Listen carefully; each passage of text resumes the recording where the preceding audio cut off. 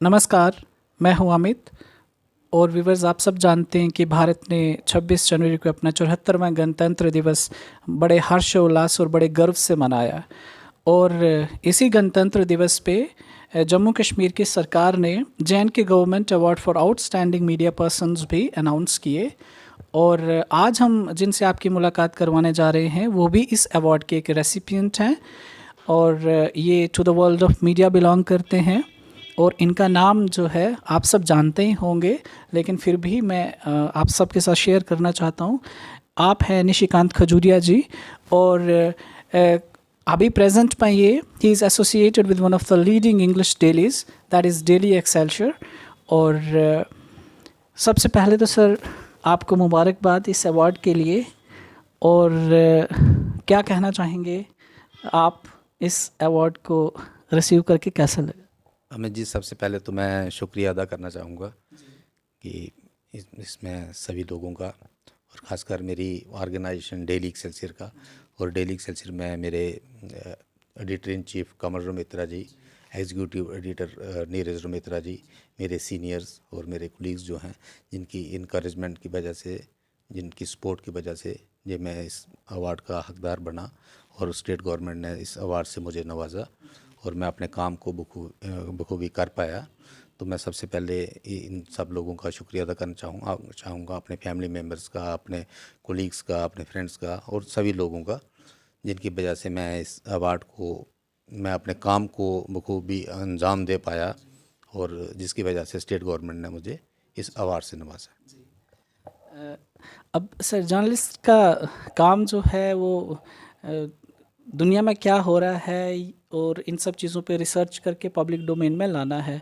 लेकिन मैं शुरू से शुरू करना चाहता हूँ ताकि लोगों को भी पता चले कि जो लोग इतनी मेहनत कर रहे हैं, इतने सालों से मेहनत कर रहे हैं, वो कहाँ से हैं, उनकी अपनी लाइफ की क्या स्टोरी है, क्या जर्नी है, वो कहाँ, उनका जन्म कहाँ हुआ, कहाँ वो पले बड़े, उनकी परवरिश कहाँ हुई, कहाँ पढ़ाई लिखाई हुई, और फिर वो ऐसा कौन सा मोमेंट आया जब ये लगा कि नहीं, हमारे लिए ये फील्ड जो है बेस्ट है और आप उस तरफ मुड़ गए। ये थोड़ा सा अगर आप इसके ऊपर रोशनी डालें। इसमें अमित जी, मैं यही कहना चाहूँगा कि मैं, मेरे ख्याल से मैं नहीं, मोस्ट ऑफ जर्नलिस्ट जो हैं दे आर एक्सीडेंटल जर्नलिस्ट। मैं कहता हूँ कि वो इस प्रोफेशन में, क्योंकि हमारे जहाँ इतना एक्सपोज़र नहीं है, मैं नहीं मानता कि नो डाउट आज की डेट में बहुत ज़्यादा एक्सपोज़र है लोगों को, वो इसमें प्रोफेशन में वो लोग जो हैं वो खुद आते हैं। आज की डेट में आईआईएमसी है, बड़े बहुत सारे इंस्टीट्यूट हैं और बहुत सारी अपॉर्चुनिटीज़ हैं। लेकिन मैं बात कर रहा हूँ आज से 20-25 साल पहले की, जब मैं इस प्रोफेशन में आया। तो दैट वाज बाय चांस कि मैंने स्टार्ट किया अपना कैरियर। एक नया न्यूज़पेपर लॉन्च हुआ था, स्टेट टाइम। तो वहाँ पर मैंने अपने फ्रेंड्स के साथ ऐसे बैठे, तो नहीं, ऐसे बाई चांस हमने वहाँ अप्रोच किया। वहाँ से हमारी शुरुआत हुई। मैंने वहाँ पर अप्रोच किया तो वो वहाँ पर जो एडिटर थे उन्होंने, वो सूर्य सराफ जी एडिटर थे, बड़े वेटरन जर्नलिस्ट हुआ करते थे। तो उन्होंने मेरे को इंटरव्यू किया। तो वो इंटरव्यू उन्होंने ज़्यादातर जो थे वो पॉलिटिक्स रिलेटेड क्वेश्चन जो जनरल नॉलेज क्वेश्चन वगैरह किए। तो मेरे जनरल नॉलेज वगैरह जो है वो बचपन से ही काफ़ी स्ट्रांग रहा है और ख़ासकर पॉलिटिक्स में मेरे को काफ़ी इंटरेस्ट रहा। तो मैंने उनको काफ़ी सेटिस्फैक्ट्री जो थे रिप्लाईज दिए। तो उन्होंने कहा you are good for this profession. तो मैं बाई चांस, इससे मैं कह सकता हूँ कि बाई चांस, मेरा कोई ऐसा इंटेंशन नहीं था कि मैं इस प्रोफेशन में मैंने आगे बढ़ना है, जहाँ ऐसा करना है। तो उसके बाद मेरी जर्नी स्टार्ट हुई। तो जैसे ही मैंने जर्नलिज्म स्टार्ट किया तो 97 में, तो एट द सेम टाइम जब मेरे को लगा कि इसके साथ जर्नलिज्म का कोर्स भी करना चाहिए, तो मैंने एडमिशन ले लिया भारतीय विद्या भवन में जर्नलिज्म के लिए, पीजी डिप्लोमा के लिए। तो मैंने वहाँ से डिप्लोमा किया और एट द सेम टाइम 98 में मैंने एक्सेलसियर जो था वो ज्वाइन कर लिया। प्रोफेशनली अपनी जर्नी जो है वो स्टार्ट कर ली। आप जी। कह सकते हैं कि वो एक्सेलसियर से स्टार्ट हो गई और मैं एक्सेलसियर में आज तक जो है मैं काम कर रहा हूँ। लेकिन बचपन वाला वो फेज़ आप स्किप कर गए, मतलब आप उसके ऊपर भी अगर थोड़ा सा। जी। मैं उसमें बताना चाहूँगा कि मेरा बर्थ हुआ है गुड़ा सलाथिया में। गुड़ा सलाथिया सांबा डिस्ट्रिक्ट, सांबा डिस्ट्रिक्ट में गुड़ा सलाथिया में मेरा बर्थ हुआ। तो मेरी स्कूलिंग जो है, इनिशियल स्कूलिंग 9th तक जो है वो गुड़ा सलाथिया में हुई। तो 10th में मैं जम्मू आ गया। तो मैं, हमारी फैमिली जो थी, वो ब्रदर वगैरह जो थे वो जम्मू में सेटल थे। तो मैं हमारी सारी फैमिली जो थी वो जम्मू में, हालांकि आधी फैमिली जो थी वो जम्मू में थी और आधे हम गाँव में थे। तो मैं सारी फैमिली जो थी वो जम्मू में आ गई। तो मैंने 10th जहाँ की और उसके बाद रणवीर स्कूल से 12th करने के बाद मैंने science college GGM science college से नॉन मेडिकल में मैंने ग्रेजुएशन की। तो ग्रेजुएशन के बाद मैंने यूनिवर्सिटी में एडमिशन, लेकिन हालांकि वो मेरे को कुछ इसमें कोई इतना ज़्यादा इंटरेस्ट नहीं था। मैं क्योंकि मैं गवर्नमेंट जॉब के लिए कभी भी एस्पिरेंट नहीं रहा, क्योंकि मेरे को लगता था कि गवर्नमेंट, क्योंकि मेरी फैमिली में सारे के सारे लोग जो थे वो गवर्नमेंट जॉब में थे। मेरे फादर जो हैं वो एजुकेशनिस्ट थे, ही रिटायर्ड एज प्रिंसिपल। तो और ब्रदर सारे कोई इंजीनियर है, कोई लेक्चरर थे। तो मेरे को ऐसे लगता था, और इवन कि मेरे रिलेटिव्स जो हैं वो सारे के सारे जो हैं वो कोई सभी लोग, तो मेरे को ऐसे गवर्नमेंट जॉब से थोड़ा ऐसे एलर्जी ऐसे महसूस होती थी। मैं कहता था कि गवर्नमेंट जॉब ऐसे एक रूटीन एक अफेयर है, तो वो इसको लाइफ ऐसा नहीं होना चाहिए, कोई थोड़ा बहुत तो ऐसे सरप्राइजेस होना चाहिए, कुछ कोई ऐसे स्ट्रगल होना चाहिए। तो मेरे को लगता था कि एक एज बिजनेसमैन मैं अपने आप को ग्रूम करूँगा। तो बट अब ऐसा हुआ कि डेस्टिनी ने इस प्रोफेशन में लाया। जब मैंने कहा कि मैं बाई चांस इस प्रोफेशन में आया, तो जब 1-2 साल मैंने काम किया, मीनवाइल मैंने आपको बताया कि मैंने 97-98 में मैंने जो डिप्लोमा इन जर्नलिज्म भी कर लिया, PG डिप्लोमा। तो उसके बाद फिर मैंने कभी नहीं सोचा कि मैं किसी और दूसरे प्रोफेशन की तरफ या कभी बिजनेस की तरफ अपने आप को करूँगा। तो मैं तब से लगातार जो है for the last 25 years 24-25 years मैं इस प्रोफेशन में हूँ। तो जैसा आपने मेंशन किया कि मतलब 97 से आपने प्रोफेशनली इस चीज़ में एंट्री कर दी। कितना बदलाव देखते हैं आप 97 से लेके 2023 के बीच में जर्नलिज़्म की दुनिया में कितना बदलाव आया है? और कंपेयर अगर मैं आपको करने को बोलूं तो कैसे आप इसको रखेंगे आज के सामने? इसमें हमें जी बदलाव तो बहुत बड़ा बदलाव मेरे ख्याल से, मुझे लगता है कि पिछले 2 डिकेड में बदलाव तो हमारी लाइफ के हर स्फेयर में आया है।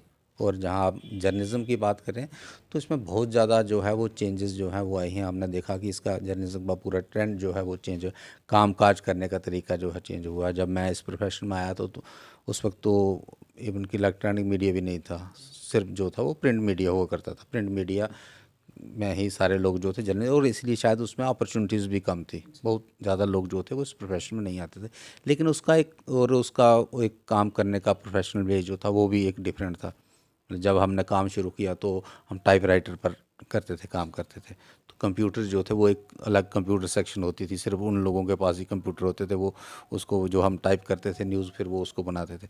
तो टाइप करना, न्यूज़ को बनाना लिटिल बिट थोड़ा डिफरेंट है, क्योंकि आपको अगर उसमें कोई चेंजेस करनी है तो आप नहीं कर पाते।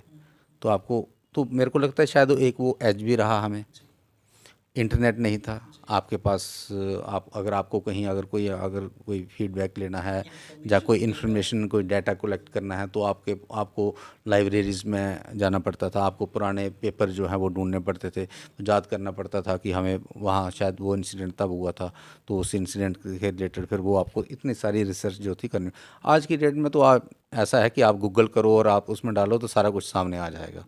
तो आज तो बहुत ज़्यादा जो है वो आसान हो चुका है। लेकिन इसके साथ मेरे को लगता है कि थोड़ा बहुत शायद हमें वो एज भी मिला कि हमें वो मेहनत करनी पड़ी, वो शायद वही मेहनत हमारे आगे काम भी आई। और और बाकी तो आप जर्नलिज्म का ट्रेंड देखते हैं, आजकल तो डिजिटल मीडिया आ चुका है।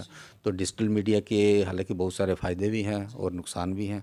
मतलब डिजिटल मीडिया का जो है कि इंस्टेंट आपकी पूरे वर्ल्ड में आप जो है वो आपकी न्यूज़ जो है वो फ्लैश हो सकती है, जबकि प्रिंट मीडिया की अपनी एक लिमिटेशंस हैं। लेकिन डिजिटल मीडिया का एट द सेम टाइम कुछ ऐसा भी है कि जो फेक न्यूज़ जो है उसका एक बहुत बड़ा चैलेंज है। तो मुझे लगता है कि वो उसमें जो आज के जर्नलिस्ट हैं इन सब बातों को उसमें एक बैलेंस उनको मेंटेन करना पड़ेगा कि आज की डेट में अगर आप पीछे नहीं रह सकते, न्यूज़ आपको इंस्टेंटली आपको फ्लैश करनी है।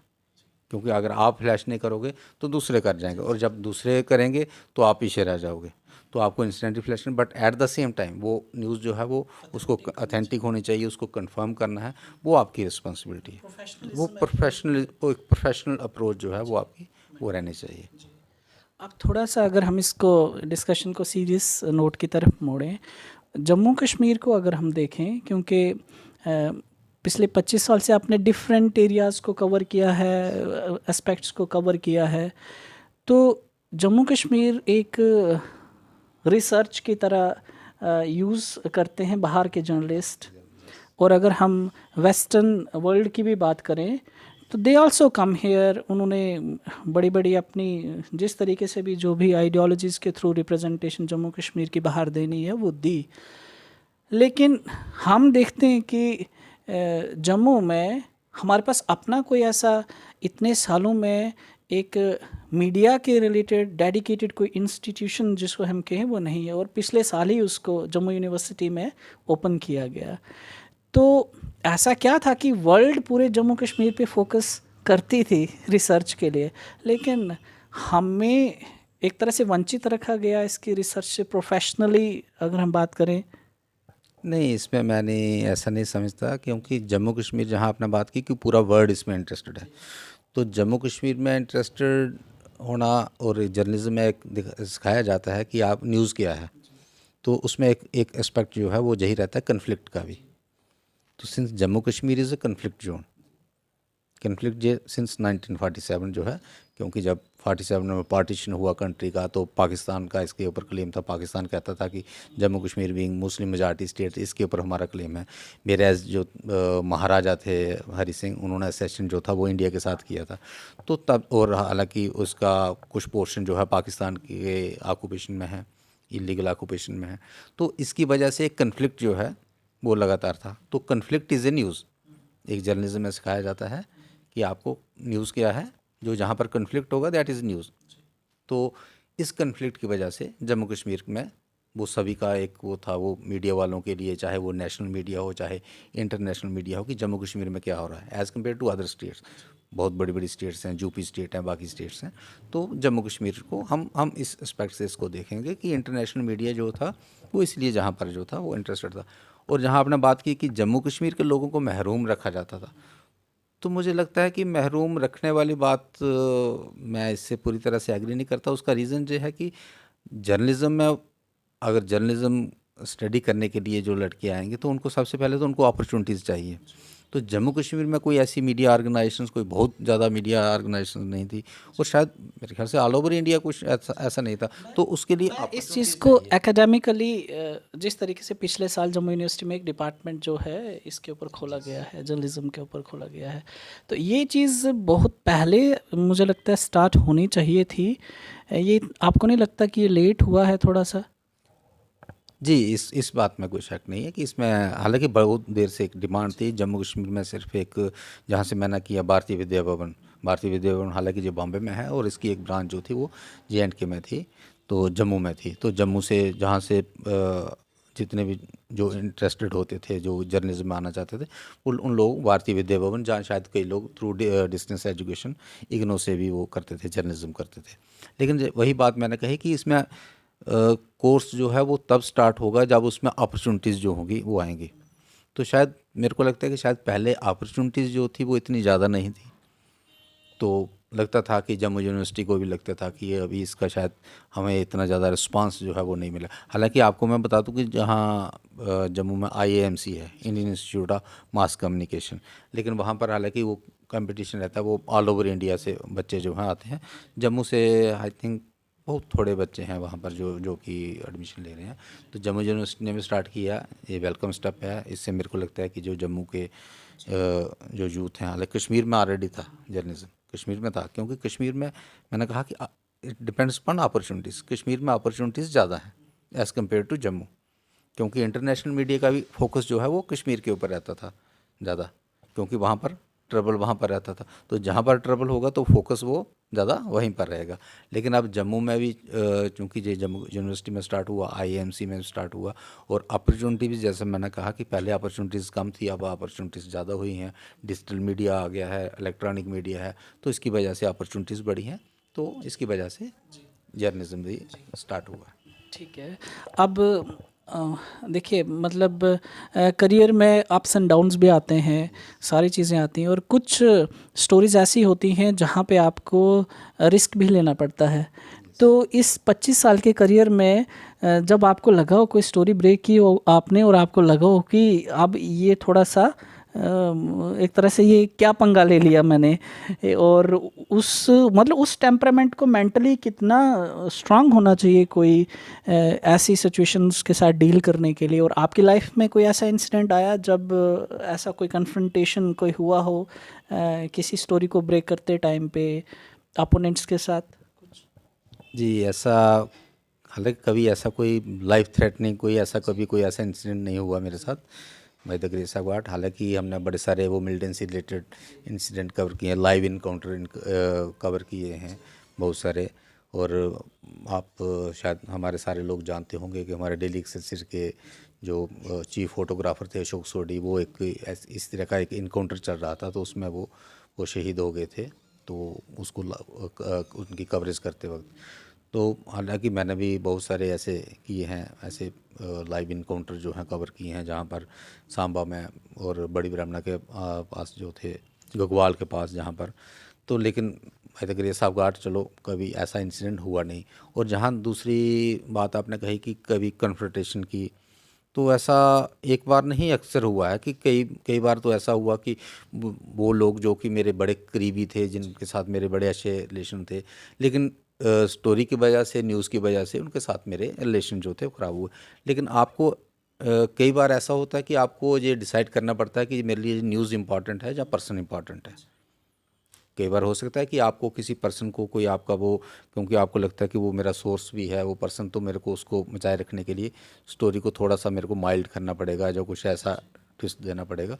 तो वो आपके ऊपर डिपेंड करता है कि आप उसके ऊपर क्या डिसाइड करते हो। लेकिन कई बार स्टोरी इंपॉर्टेंट है, आपको लगता है कि आप किसी पर्सन को अनाई करोगे, वो आपसे नाराज़ होगा, तो आपको लगता है कि स्टोरी इंपॉर्टेंट है, तो वो आपको करनी चाहिए। और मैंने किया है। और कई बार ऐसा हुआ कि मेरे बड़े सारे अफसर कोई ऐसे जिन लोगों के साथ बड़े क्लोज रिलेशन थे, तो वो लोग भी नाराज़ हुए और शायद अभी तक भी नाराज़ हैं। तो मैं चलो नाम नहीं लेना चाहूँगा। तो ऐसा ऐसा अक्सर होता है। तो इसमें इसमें आपको प्रोफेशन में ये चीज़ें जो हैं वो फेस करनी पड़ती हैं।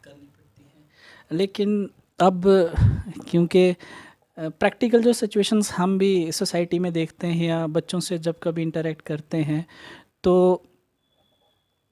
पूछते हैं उनसे कि क्या बनना है, आपको क्या बनना है, आपको डॉक्टर बनना है, इंजीनियर बनना है, आपको पायलट बनना है।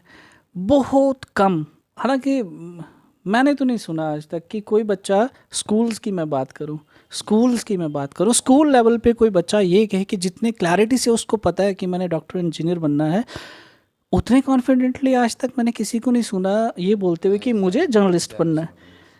तो ये कमी आपको, मतलब जैसे आपने भी कहा कि एक्सीडेंटल लोग जो है बन जाते हैं, लेकिन वो प्रोफेशनल अप्रोच हम बॉटम से क्यों बिल्डअप नहीं कर पाते हैं या अपने बच्चों को उस तरफ क्यों नहीं लेके जा पाते हैं? आपने एजुकेशन को भी कवर किया है, सारी चीज़ें, बच्चों से भी आप इंटरेक्ट करते हैं, तो इसके ऊपर आपकी क्या ओपिनियन या राय है? नहीं, मैं समझता हूँ कि पहले के मुकाबले आज की डेट में काफ़ी चेंज आया है। और उसका वजह जो है वो इलेक्ट्रॉनिक मीडिया, मतलब आज की डेट में बच्चे जो हैं वो इलेक्ट्रॉनिक मीडिया में देखते हैं, एक एक्सपोजर है, उनको एक ग्लैमर दिखता है। तो आज की डेट में आपको कुछ मिल जाएंगे, बच्चे मिल जाएंगे जो वो कहते हैं कि हमें जर्नलिस्ट बनना है। उनको लगता है कि शायद इसमें, तो बच्चे की एक सोच जो है वो एक डिफरेंट लेवल की रहती है। क्योंकि आपको जर्नलिस्ट जो बनना है तो आपको पता है कि आपको न्यूज़ के साथ डील करना है, न्यूज़ में कैसे उसको किस तरीके से न्यूज़ को बनाना, इन्फॉर्मेशन कहाँ से गैदर करनी है। तो बच्चे जो हैं वो पहली बात तो आपने देखी होगी, बच्चे जो हैं वो 8th 9th तक बच्चे जो हैं वो न्यूज़ में इतना इंटरेस्ट नहीं लेते। इवन कि मैं भी जब बच्चा था तो आई स्टिल रिमेंबर कि मेरे फादर साहब जो थे वो अक्सर न्यूज़ जो थे वो, तब तो टीवी बहुत कम होता था जब हम छोटे थे, तो वो हर रेडियो पर जो भी न्यूज़ आती थी वो हर 1 घंटे के बाद, आधे घंटे के बाद जब भी बुलेटिन आता था तो वो सुनते थे। तो मैं कई बार कहता था कि पापा आप क्या करते हो कि हर आधे घंटे में सेम बुलेटिन आता है, तो आप क्यों सुनते हो उसको? तो वो कहते नहीं, जब आप बड़े होगे तो आपको पता चलेगा कि न्यूज़ कितनी इंपॉर्टेंट है। तो तब मेरे को लगता था कि यार ये इसमें न्यूज़ में क्या है, ये सारी की सारी न्यूज़ ऐसी है और सेम न्यूज़ होती है लगभग, पीएम ने ये कहा, उसने ये कहा, ऐसे हो गया। तो जहाँ कोई ऐसा कोई बहुत बड़ा ऐसे कोई इंसिडेंट हुआ तो तब हमको लगता था कि ये न्यूज़ है, ये डिफरेंट है। लेकिन जब 9th 10th के बाद जब बड़े हुए तो उसके बाद ये समझ आना शुरू हुई कि नहीं, न्यूज़ की इम्पोर्टेंट। तो यही रीज़न है कि छोटा बच्चा जो है वो उसको न्यूज़ के साथ इतना ज़्यादा वो अपने आप को एडजस्ट नहीं कर पाता, तो इसलिए उसको लगता है कि नहीं। हाँ, आज की डेट में थोड़ा सा डिफरेंस इसलिए आया है कि उसमें चेंज इसलिए है क्योंकि थोड़ा सा ग्लैमर जो है बिकॉज ऑफ इलेक्ट्रॉनिक मीडिया जो है उसमें है, तो कुछ बच्चे जो है उसमें जाना चाहते हैं। आप न्यूज़ को इसको कंक्लूड करते हैं, अब थोड़ा सा रैप अप करते हैं। न्यूज़ को और न्यूज़ के फ्लो को जिस तरीके से आज हम सोसाइटी में देख रहे हैं, इतने सारे सोर्सेज आ गए हैं कि ऑडियंस कंफ्यूज हो जाती है कि अभी ये किसी एजेंसी ने ये बताया, उसने ये बताया। डिजिटल प्लेटफॉर्म्स इतने आ गए हैं, कंपटीशन आपको कितना दिखता है और कितना टफ हो गया है ये जॉब, जो कि आज से 20-25 साल पहले कुछ चुनिंदा सेलेक्टेड लोग होते थे। आज आप अगर हम देखें तो एक बिल्कुल हम जिसको कहें कि mushrooming of digital media houses जो है हो रहा है। तो कितना टफ है आज के टाइम पे इस फील्ड में भी सरवाइव करना। ये कोई ऐसे ही नहीं कि आप आके तो चल पड़े। वो तो अक्सर अमित जी वही है, सर्वाइव तो वही कर पाएगा जो कि जिसके पास कुछ होगा। सर्वाइवल ऑफ फिटेस्ट जो कि एक थ्योरी रहती है कि आपके पास, अगर आपके पास कोई हुनर है, आपके पास वो स्किल्स हैं, तो आप सर्वाइव कर पाओगे। तो अगर आप, जैसे मैंने कहा कि मैं बाई चांस इस प्रोफेशन में आया, तो अगर मैं बाई चांस आता और बाई चांस अगर मैं इस प्रोफेशन को भी ऐसे बाई चांस ही लेता तो मैं शायद इसमें सर्वाइव नहीं कर पाता। लेकिन अगर आपको सर्वाइव करना है इस प्रोफेशन में या किसी प्रोफेशन में सर्वाइव करना है, तो आपको अपने आप को उसमें उसके मुताबिक अपने आप को उसमें अपने स्किल्स जो हैं उनको होन करना पड़ेगा। आपको अपनी उसमें कॉम्पिटेंस जो है वो लानी पड़ेगी। तो मैं इसमें जो नए लोग जो इस प्रोफेशन में आ रहे हैं, मैं उनको भी यही कहूँगा कि जो जर्नलिज़्म जो है, जर्नलिज़्म खाली ये नहीं है कि अगर आप एक बार इस प्रोफेशन में आ गए तो आप जर्नलिस्ट बन गए। जर्नलिज्म में आपको लगातार सीखते रहना है। हर दिन आपको नई नई चीज़ें जो हैं वो सीखने को मिलेंगी। आपको अपने प्रोफेशन को, आपकी एक अपनी एक जो है वो एक अपनी रेपुटेशन जो है उसको कैसे मेंटेन करना है, तो उसके लिए सबसे बड़ी आपकी चीज़ है क्रेडिबिलिटी। आपकी एक क्रेडिबिलिटी रहनी चाहिए, एक चाहे वो न्यूज़ ऑर्गेनाइजेशन है, चाहे कोई इंडिविजुअल है, सबसे बड़ी उसकी चीज़ है क्रेडिबिलिटी। आप ये देखें, मैं जैसे डेली एक्सेलसियर की बात करूं तो daily Excelsior is number 1 newspaper. Number 1 क्यों है? हालांकि डेली एक्सेलसियर जो है वो भी दूसरे न्यूज़पेपर की तरह है, तो daily Excelsior is number 1 because of its credibility. अगर डेली एक्सेलसियर में कोई न्यूज़ आती है तो उसका that means this is confirm news. तो वही न्यूज़ अगर किसी दूसरे न्यूज़पेपर में आएगी तो वो हो सकता है कि रीडर को उसके ऊपर वो थोड़ा डाउट होगा, पता नहीं ये सच है, कितना झूठ है। तो इसलिए जो नेशनल, मैं ऐसे नेशनल न्यूज़पेपर की बात करूंगा। अब नेशनल न्यूज़पेपर बहुत सारे ऑल इंडिया लेवल पर इंटरनेशनल पेपर हैं, तो लेकिन कुछ एक न्यूज़पेपर हैं उनके ऊपर पूरी की पूरी उनकी क्रेडिबिलिटी है, लोग उसके ऊपर ट्रस्ट करते हैं। तो उस ट्रस्ट को बनाना पड़ता है। तो उसके अंदर जो लोग बैठे हैं उनको उनकी अपनी क्रेडिबिलिटी है, तो आपको अपनी क्रेडिबिलिटी इस्टेब्लिश करनी पड़ेगी। उस क्रेडिबिलिटी को मेंटेन करने के लिए आपको चाहिए कि आप कभी भी न्यूज़ को जो है विदाउट वेरीफाई किए उसको कभी भी पब्लिक डोमेन में ना लेगा। इसमें मैं अक्सर एक बार ना एक कोट करता हूँ, जो ये एक मेरे लाइफ का एक बहुत बड़ा सबक है। तो मेरे जो अखबार के फाउंडर एडिटर थे रमित्रा सर, SD रमित्रा जी, तो जब मैं नया नया इस प्रोफेशन में आया, ये आई थिंक 98 मैंने ज्वाइन किया, तो शायद अभी 2-3 महीने हुए थे मैंने ज्वाइन किया। तो अक्सर होता है कि जब कोई नया रिपोर्टर होता है उसे वो बीट दी जाती है, क्राइम बीट दी जाती है हॉस्पिटल वगैरह कवर करने के लिए। तो मैं ये मेडिकल कॉलेज वगैरह हॉस्पिटल वगैरह कवर करता था, छोटा मोटा क्राइम की जो न्यूज़ जो थे वो देखते थे। तो उस वक्त तो मोबाइल वगैरह तो होते नहीं थे, तो फ़ोन भी बहुत कम होते थे। तो अक्सर ऐसा होता था, मैं रोज़ जाते थे मेडिकल कॉलेज जाते थे, वहाँ से रजिस्टर से देखते थे क्या क्या इंसिडेंट है, आज के एक्सीडेंट हुआ, कहीं क्लैश हुआ, किसी को कोई झगड़ा हुआ, तो वो सारा नोट करने के बाद वापस आते थे। फिर ऑफिस से अगर कहीं पर फ़ोन मिलाना हुआ तो फ़ोन मिलाते थे। तो मैं ऑफिस में आया तो मेरे सीनियर जो हैं वो ब्यूरो चीफ संजीव प्रकाश जी, उन्होंने मेरे को बताया कि ऐसे ऐसे कोई एक इंसिडेंट हुआ है, कोई रणवीर कैनाल में एक लड़का जो था वो डूब गया था नहाते वक्त। तो मैंने कहा जी मेरे को नहीं पता। तो उन्होंने कहा जी अभी थोड़ी देर पहले का इंसिडेंट। मैंने कहा मैं दोपहर को गया था वहाँ पर, तब तो नहीं था। उन्होंने कहा नहीं जी अभी लेट इंसिडेंट है, तो उस लड़के का ये नाम है, उसके पेरेंट ये है। तो उन्होंने बता दिया मेरे को। तो मैंने एज यूजुअल जो न्यूज़ बनानी होती है कि मैं a boy drowned while taking bath in Ranbir canal, तो अब उसमें अब इतनी सी ही was identified as so and so, उसकी वो इन्फॉर्मेशन, तो अब उसको पैडिंग करने के लिए, उसको न्यूज़ को बनाने के लिए, तो मैंने उसमें जो अंडरस्टूड था कि that his body was fished out and taken to hospital and after conducting postmortem and other legal formality it was handed over to the family members for last rites. मैंने न्यूज़ दे दी ऐसे general, तो but उसमें एक बहुत बड़ी गलती ये हो गई कि वो शाम का इंसिडेंट था, वो बॉडी जो थी वो फिश आउट नहीं थी, बॉडी मिली नहीं थी लड़के की। तो उसके लिए क्या करना था कि कैनाल को रोकना पड़ता, रात को नहीं रोकते तो वो नेक्स्ट मॉर्निंग जो था वो गए, वो उसके लिए डीसी की परमिशन लेनी पड़ती है। तो वो लोग जो थे वो उसके फैमिली मेम्बर जो थे वो डीसी ऑफिस गए, जम्मू में डीसी ऑफिस, वहाँ जाकर उन्होंने कहा कि ऐसे ऐसे बात हो गई है। तो डीसी ऑफिस में जो वो वहाँ क्लर्क बैठा होगा, वो पीए बैठा होगा, उसने कहा कि बॉडी तो मिल गई है।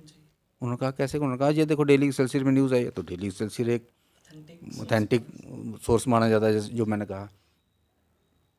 तो वो परेशान हो गए, वो बेचारे, उन्होंने सोचा कि शायद बॉडी, वहाँ लिखा हुआ था मैंने कि body was taken to hospital, तो वो हॉस्पिटल चले गए, मॉर्चरी में चले गए, मॉर्चरी में भी उनको बॉडी नहीं मिली। फिर वो उसके बाद वहाँ हॉस्पिटल में जो पुलिस पोस्ट है वहाँ चले गए। तो उन्होंने कहा, तो वहाँ पर जो वो अफसर था, पुलिस अफसर, वो ऐसे थोड़ा मजाक किया, मैं उसने कह दिया जी बॉडी शायद वो एक्सेलसियर वाले ले गए होंगे, उसने ऐसे मजाक में कह दी। तो वो लोग वो बड़े इरिटेट हो गए थे, गर्मियों के दिन थे, I think it was June July month. तो वो बेचारे सुबह से बेचारे वो भाग रहे थे, वो आगे एक्सेलसियर में आ गए, उन्होंने बड़ा अपनी नाराज़गी बताई, थोड़ा प्रोटेस्ट करना शुरू कर दिया। तो उनका, हमारे वो रिसेप्शनिस्ट थे वहाँ पर, उनके साथ थोड़ा झगड़ा भी हो गया। तो मीनवाइल अरमित्रा साहब, उनको पता चला, तो बॉस जो थे उन्होंने उनको बुलाया कि भाई क्या बात हो गई। उन्होंने कहा जी ऐसे ऐसे बात हो गई। उन्होंने कहा कोई बात नहीं। उन्होंने इमीडिएटली डीसी ऑफिस फ़ोन किया, डीसी से बात की, उनको बोला कि ऐसे गलती से न्यूज़ लग गई है तो आप कर दो, अपनी कार्रवाई करो। तो उन्होंने थैंक्स किया, पानी वगैरह रोका उसका नहर का, तो बॉडी वो फिश आउट। तो शाम को जब मैं ऑफिस में आया तो मेरे बॉस ने मेरे को बुलाया, उन्होंने कहा कि भाई आपने जो न्यूज़ लगाई है। तो वो बड़ा पोलाइटली बात करते थे। उन्होंने कहा बेटा वो आज ऐसे ऐसे न्यूज़ लगी है, तो वो क्या था, कहाँ से मिली आपको न्यूज़, तो आपने वो लिखा है। तो मैंने कहा सर मेरे सीनियर जो हैं वो उन्होंने मेरे को बताया था, हालांकि उन्होंने मेरे को सिर्फ नाम बताया था, वो पैडिंग वो मैंने अपने आप से की थी। तो उन्होंने मेरे को एक बात बोली जो मैं आज तक जो है वो सभी जो फ्रेशर आते हैं उनको ही बताता हूँ, और मैंने अपने लिए एक प्रिंसिपल बना कर रखा है। उन्होंने कहा बेटा ज़िंदगी में कभी भी कोई भी इन्फॉर्मेशन आपको मिले, उसको क्रॉस चेक किए बगैर कभी भी उसको आगे नहीं करना, कोई भी इन्फॉर्मेशन। उन्होंने कहा कि अगर मैं भी आपको बताऊं कि ऐसे इंसिडेंट हुआ, कोई ऐसे बात हो गई, तो आपको उसको हमेशा क्रॉस चेक करना है। आपका कोई कुलीग बताए, आपका सीनियर बताए, इवन कि मैं बताऊं, तो उसको न्यूज़ को हमेशा क्रॉस चेक करो, क्रॉस चेक करने के बाद उस न्यूज़ को आगे करना है। तो ये एक बहुत बड़ा, जो शायद मेरे ख्याल सबसे बड़ा जो लेसन था मेरी लाइफ का, वो मैं शायद उसी की वजह से एक अपनी भी क्रेडिबिलिटी में बना पाया, और शायद ये एक अवार्ड भी वो एक उसका, और मैं ये कहता हूँ कि वो जो एक लेसन जो मेरे को अरमित्रा साहब से मिला था, शायद वो अवार्ड भी जो है उसी की बदौलत जो है वो मिल पाया। Many more awards to come in future sir, ऐसे बहुत सारे आएंगे। अभी आपने टाइम दिया, स्पीक स्टेट से बात की, उसके लिए बहुत बहुत थैंक यू आपका। और जितनी भी चीज़ें अभी सर ने आपके सामने रखी, हमारे सामने रखी, जो अपने एक्सपीरियंसेस शेयर किए हैं, और इस एरा में जहाँ पे मोबाइल हाथ में पकड़ते ही हर एक चीज़ की नोटिफिकेशंस आने स्टार्ट हो जाती हैं, किस पे विश्वास करें किस पे ना करें, उसके लिए ऑथेंटिक सोर्सेज कौन से हैं, उन पे ट्रस्ट करना, कैसे करना, काम किस तरीके से, काम को काम समझना और उसको प्रोफेशनली डील करना, ये सब गुण क्वालिटीज़ होने की वजह से आज सर ने इस अवार्ड को अचीव किया और इसको डेडिकेट किया है उन लोगों को जिन लोगों ने एक इम्पॉर्टेंट रोल इनकी लाइफ में निभाया है। अपने थॉट्स को शेयर करने के लिए बहुत बहुत धन्यवाद। Thank you very much sir.